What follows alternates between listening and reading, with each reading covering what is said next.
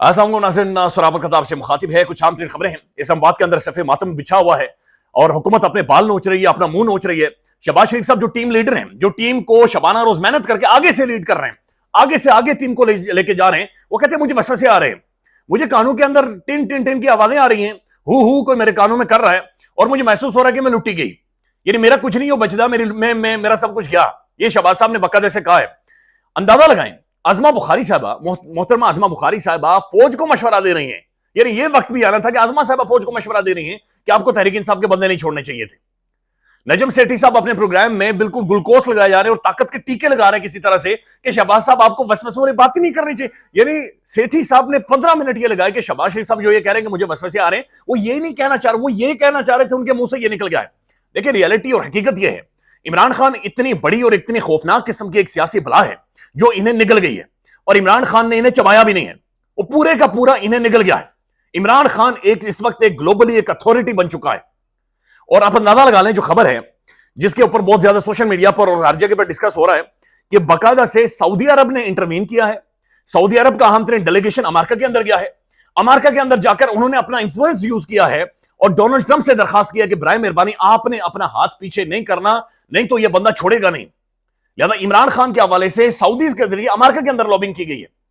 यानी अंदाजा लगा लें, वो शेख, वो सऊदीज, यानी जिनके सामने जाकर नाक रगड़ रगड़ कर हम लोग पैसे मांगते हैं, वो भी इस कदर मजबूर हो गए हैं कि वो भी इमरान खान के खिलाफ जाकर वहां पर लॉबिंग करेंगे। ये बाकायदा से खबरें छुड़वाई जा रही हैं और बड़ी अहम तरीन शख्सियत ये कह रही हैं कि मुंह से निकाल रही हैं। मैंने उनके मुंह से ये खुद ये कहते हुए सुना है, वाकई नहीं उनके मुंह से ये ऐसे अल्फाज निकले कि सऊदीज के जरिए अमेरिका के अंदर जाकर लॉबिंग की गई है। भाई वो इतनी बड़ी फोर्स बन चुका है, वो इतनी बड़ा सेंटर ऑफ ग्रेविटी या फिर एक सेंट्रल फोर्स बन गई है कि जो दुनिया की सुपर पावर्स या दुनिया के जो बहुत सारे डायनामिक्स को डील करते हैं, इसने उन्हें हिलाकर रख दिया है, उन्हें हिलाकर। और अंदाजा लगाएं कि सऊदी मोहम्मद बिन सलमान, बहरहाल ये बात दुरुस्त है बहुत हद तक कि मोहम्मद बिन सलमान का और इमरान खान का पर्सनैलिटी क्लैश है। मोहम्मद बिन सलमान ने खुद को बड़ा एक मॉडर्न लीडर के तौर पर पेश किया, बड़ी रिफॉर्म्स की और बड़ा रिफॉर्मिस्ट के तौर पर सामने आया और उसने सोचा कि शायद उसकी शख्सियत का भी करिश्मा है, उसका भी ग्लोबली या दुनिया भर में इंपैक्ट है। लेकिन इमरान खान के सामने वो भी भोना लगता है, यकीन माने वो भी उसके सामने बैठता तो नीला पीला हो जाता है। इमरान खान ने 2-3 दिन पहले जो बयान दिया था अडयाला जेल के अंदर, उसने कहा डोनाल्ड ट्रंप साइड पर हो जाए, बिल्कुल न्यूट्रल हो जाए, हमें जरूरत ही नहीं है। तो जो बंदा डोनाल्ड ट्रंप को घास नहीं डालता, उसके सामने यानी सऊदीज ये शेख जाकर कहीं पर लॉबिंग करेंगे और इमरान खान के लिए रास्ता निकालेंगे, ये बिल्कुल एक फजूल किस्म का नैरेटिव है, बयानिया है जो बनाया जा रहा है। और इसके पीछे सोच ये है कि तहरीक इंसाफ से या फिर इमरान खान से या पीटीए के अहम तरीन शख्सियात से सऊदीज के खिलाफ और मोहम्मद बिन सलमान या फिर जो अल सऊद खानदान है, इनके खिलाफ कोई स्टेटमेंट ली जाए। इसके अलावा इसके अंदर दमखम बिल्कुल नहीं है। ये मुनीफ फारूक साहब की स्टेटमेंट है। मुनीफ फारूक साहब कहते हैं शायद पहले से पाकिस्तान के हवाले से सऊदी अरब से पैगाम अमेरिका को चले गए हैं। शायद, अब दूसरी दफा शायद है इसी के अंदर, शायद सऊदी की आदत पहले से खान के मामले पर अमेरिका से राब्ते में हैं। सऊदी अरब को बदकिस्मती से इमरान खान से कोई मोहब्बत नहीं है, अमेरिका से कुछ नहीं हो। अच्छा, इससे पहले भी ना एक बयानिया बाकायदे से भेजा गया था पाकिस्तान में, आपको याद होगा, ये मोहम्मद बिन सलमान खान को पसंद नहीं करता, इमरान खान ने पाकिस्तान को आइसोलेट कर दिया है। जब वजीराबाद में इमरान खान साहब को गोलियां लगी तो सबसे पहले जिस बंदे ने तादियत की थी, सबसे पहले जिस बंदे ने टेलीफोन किया था इमरान खान साहब को, वो मोहम्मद बिन सलमान था, मोहम्मद बिन सलमान। और मोहम्मद बिन सलमान ने इमरान खान साहब को तैयारा दिया था आगे मूव करने के लिए। लिहाजा ये बाकायदे से बयान बेचा। और मोहम्मद बिन सलमान खान के दौर में आपने देखा था कि पाकिस्तान में आया था जब इमरान खान साहब ने खुद ड्राइव किया था। और फिर वो जब सारी महफिल लगी थी, मोहम्मद बिन सलमान को खान ने बिठाकर यह कहा था कि यार मेरे मजदूर सऊदी अरब के अंदर मौजूद हैं, लिहाजा उनके हवाले से आसानियां करें। और मोहम्मद बिन सलमान ने कहा था कि आप मुझे अपना छोटा भाई तस्वर करें, पाकिस्तान का एम्बेसडर आप मुझे तस्वर करें कि मैं सऊदी अरब के अंदर मौजूद हूंगा। लिहाजा अचानक से मुनीफ फारूक साहब और कुछ आम तरीन शख्सियत बातचीत करना शुरू हो गए कि नहीं जी, वो सऊदीज के जरिए लॉबिंग की जा रही है, सऊदीज के जरिए वहां पर मामला डाला जा रहा है। देखिए मुमकिन नहीं है, ऐसा हो नहीं सकता, क्योंकि इमरान खान, ये अब जो बहुत सारी और चीजें सामने आई हैं, ये जो खाली डेटा निकल कर सामने आया है कि इमरान खान दुनिया के 572 मुसलमानों की फहरिस्त में शामिल है। और फिर उसके बाद जो 22 तरीन सियासतदान और हुक्मरानों की कैटेगरी में इमरान खान का 24वां नंबर है। यानी मुस्लिम दुनिया में, मुस्लिम वर्ल्ड के अंदर जो 22 तरीन हुक्मरान या सियासतदान रहे हैं, हुक्मरान वो बंदा सिर्फ 3 साल रहा और उस 3 साल के दौरान भी वो इंतहाई कंट्रोल्ड तरीके से उसे मजबूर किया गया और उसे रस्सियां डाली गई थी इमरान खान साहब को। कभी एमक्यूएम भाग रही है, कभी बाप भाग रही है, कभी फलाना भाग रहा है, कभी ढिमकान भाग रहा है। लिहाजा सिर्फ 3 सालों का जो बंदा इख्तिदार में आया, उसके बारे में ये कहा जा रहा है कि मुस्लिम दुनिया का वो 22 तरीन सियासतदान और 22 तरीन हुक्मरान है। ये उसकी पर्सनैलिटी और करिश्मा है यानी इमरान खान पता नहीं किस मट्टी का बना हुआ है। जब हुक्मरानों की या सियासतदानों की फहरिस्त आती है, इमरान खान उसके अंदर मौजूद होता है। जब आप बॉर्डर गवास्कर सीरीज देखते हैं जहां पर इंडिया और ऑस्ट्रेलिया आपस में भिड़े हुए हैं, वहां पर सुनील गवास्कर अगर किसी चीज का जिक्र, किसी खिलाड़ी का जिक्र करता है कि 1980s में अगर किसी ने दुनिया को पिला है या दुनिया का जनाजा लगाना है दुनिया क्रिकेट में, तो वो इमरान खान है। रावलपिंडी के अंदर मैच होता है तो इमरान खान के नारे लगते हैं। फौजी अदालतों से लोग छूट कर आते हैं कि जहां पर खुदा ना खास्ता उनकी जिंदगियां जा सकती थी, बाहर निकलकर वो इमरान खान के नारे लगा रहे। और यहां पर बहुत सारे, यानी ये देखें ना, ये 500 लोगों की लिस्टें आई हैं, इसके अंदर एक भी भोना शामिल नहीं है। ये 22 सियासतदानों की लिस्टें आई हैं, इसके अंदर एक भी भोना शामिल नहीं। यानी हमारे पाकिस्तान के, यानी कभी बंदा सोचे बैठकर माल्टे शाल्टे खाए धूप में कि ये आखिर क्या वजह है कि इनमें से एक भी बंदा दुनिया के अंदर, इनका कोई इंपैक्ट नहीं है, इनकी कोई पर्सनैलिटी नहीं है, इन्हें कोई घास नहीं डालता, इन्हें कोई दुनिया में दूसरी दफा सालन डालकर नहीं देता, इन्हें कोई पूछता ही नहीं है।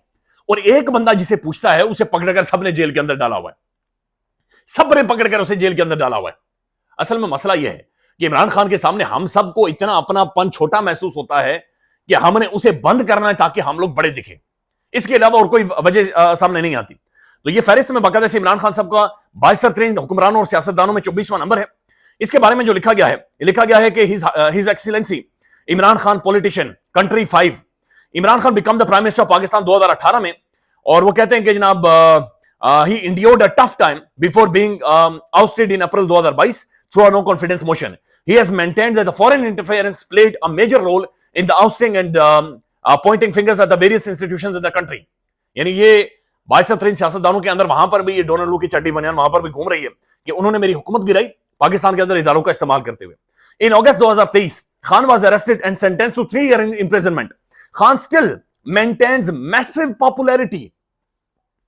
Khan still maintains massive popular support in the country as well as with the large and the powerful Pakistani diaspora. अब ये भी जनाब ये जो फहरिस्त जारी हुई है वो भी ये कह रहे हैं कि ना पाकिस्तान के अंदर तो मकबूलियत की वो बिल्कुल तबाही कर चुका है, लेकिन इंटरनेशनली भी मकबूल तरीन बंदा है वो। His challenges are seen as part of the inevitable result of the trying to change a system rife with the corruption and of trying to reduce the role of the military. He has applied for his prison, यानी Oxford university के chancellor के भी खान साहब ने apply किया था। तो Oxford के अंदर भी जब जिक्र होता है तो इमरान खान का जिक्र होता है। बाकी आप खुद ही अंदाजा लगा लें कि मैं बाकी क्या नाम लूं जो बहुत भोने हैं और इतने भोने हैं कि उनका नाम नहीं लिया जा सकता। अब ये जो इस चीज के अंदर बातचीत हो रही है जो खान के हवाले से बाकायदे से नोट लिखा गया है, इसके अंदर ओवरसीज पाकिस्तानी या पाकिस्तानी डायस्पोरा का जिक्र हुआ है। सिद्दीक जान साहब का ये ट्वीट है और ये बड़ा इंपॉर्टेंट और बड़ा अहम तरीन ट्वीट है। और ये जो सिद्दीक जान साहब ने इशारा किया है ये असल है और इस चीज को समझने की और इसे अंडरस्टैंड करने की जरूरत है। सिद्दीक जान साहब कहते हैं इस निजाम ने अपनी बर्बरियत से 1 करोड़ ओवरसीज पाकिस्तानियों को अपना दुश्मन बना दिया है। यानी ओवरसीज पाकिस्तानी जो 1.5 करोड़ है, एग्जैक्टली 1 करोड़ 27 लाख है, 1 करोड़ से ज्यादा लोगों को अपना दुश्मन बना दिया है। उनके रेमिटेंसेस पर मुल्क चल रहा है, ओवरसीज के पासपोर्ट ब्लॉक किए गए, उन्हें गद्दार कहा गया, उनकी फैमिलीज को अगवा किया गया, उनके घर तोड़ गए। यानी अंदाजा लगा लें वो लोग जो वहां से पैसा कमाकर इस मुल्क के अंदर भेजते हैं, यहां पर मोहसिन नकवी जैसा बंदा खड़ा होकर कहता है हम तुम्हारे पासपोर्ट कैंसिल कर देंगे, हम शिनाख्ती कार्ड कैंसिल कर देंगे। भाई क्यों? सिर्फ चूंकि वो एक पॉलिटिकल सोच रखते हैं, एक सियासी सोच रखते हैं। अब समीना पाशा साहबा लिखती हैं और ये मुख्तलिफ और भी साफी हैं जिन्होंने इसे रिपोर्ट किया है, मुझे जाती तौर पर लगता है कि ओवरसीज ने रेमिटेंस रोक दिया है या ओवरसीज ने पैसा रोक दिया, धमड़ी उन्होंने रोक दी है। स्टेट बैंक के आदाद शुमार के मुताबिक दिसंबर के आखिरी 2 हफ्तों में फॉरेन रिजर्व्स में $404 मिलियन की कमी हो चुकी है। अगर ये कमी वाकईतन ओवरसीज के पैसे रोकने की वजह से हुई है तो ये बहुत अलार्मिंग है, ये बहुत अलार्मिंग है जो सूरत पाकिस्तान के अंदर बनना शुरू हो गई है। आसमा शिराजी साहबा को भी ये कहना पड़ा है कि हवाओं का रुख बदल रहा है, पासा पलट रहा है, इमरान खान का दबाव काम कर रहा है, आलमी दबाव काम कर रहा है। सदाओं की माफी से पता चलता है कि पाकिस्तान पर जो प्रेशर है उसे आहिस्ता आहिस्ता रिलीज किया जा रहा है। तो ये सूरत हाल है जो कि इस वक्त पाकिस्तान के अंदर बनी हुई है और चीजें जो कि चेंज हो रही हैं। फिर एक और खबर आई है जनाब, ये चीन ने तारीख रकम कर दी है। सैटेलाइट से जमीन पर 6G सैटेलाइट ट्रांसमिशन का कामयाब तजुर्बा। सैटेलाइट 6G यानी 5G के बाद 6G टेक्नोलॉजी के जरिए पर सेकंड कितने जीबी डेटा डाउनलोड हो सकता है। मैंने वो डेटा नहीं देखा कि पर सेकंड कितना डेटा डाउनलोड हो सकता है, चूंकि मेरे यहां 2GB भी नहीं आता, मेरे यहां 2GB नहीं चलता।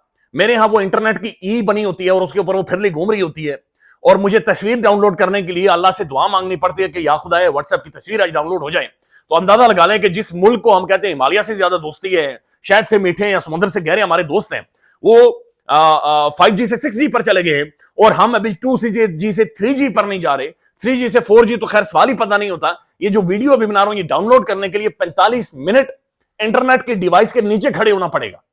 अंदाजा लगा लें आप खुद ही कि इंटरनेट का पाकिस्तान के अंदर क्या हाल है। ख्याल रखिएगा, अपडेट करेंगे। अल्लाह हाफिज।